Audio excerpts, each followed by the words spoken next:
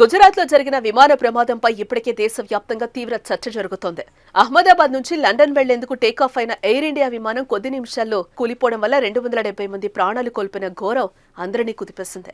ఈ విషాద ఘటనకు కారణాలు వెలికి తీయాలంటే బ్లాక్ బాక్స్ కీలక ఆధారంగా మారుతుంది. అయితే ఈ బ్లాక్ బాక్స్ ప్రమాదంలో దెబ్బతిందని అధికారులు గుర్తించారు. విమాన బ్లాక్ బాక్స్ అనేది విమానంలో చివరి క్షణాల data, pilot communication, technical details అన్ని నమోదయ్యే అత్యంత కీలక పరికరం. కానీ ఈ ప్రమాదంలో అది తక్కువ మొత్తంలోనే సురక్షితంగా ఉండటం విచారణకు అడ్డంకిగా మారుతోంది. అందుకే బ్లాక్ బాక్స్ లోని డేటాను డీకోడ్ చేయగల అత్యాధునిక సాంకేతికత అవసరం పడుతోంది.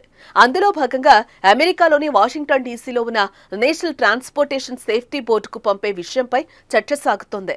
ఇప్పటికే బ్లాక్ బాక్స్ ను స్థానిక బీజే వైద్య కళాశాల హాస్టల్ పై నుంచి అధికారులు స్వాధీనం చేసుకున్నారు.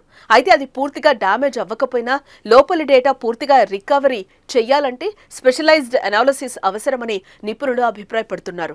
దాంతో ప్రభుత్వం, directorate general of civil aviation కలిసి ఈ నిర్ణయం తీసుకోవాల్సిన పరిస్థితి ఏర్పడింది. బ్లాక్ బాక్స్ లో ఉన్న డేటా తీవ్రంగా దెబ్బతిండడంతో భారత్ లో ఉన్న ల్యాబ్లు ఆ సమాచారాన్ని పూర్తిగా రికవర్ చేయలేని పరిస్థితి ఏర్పడింది.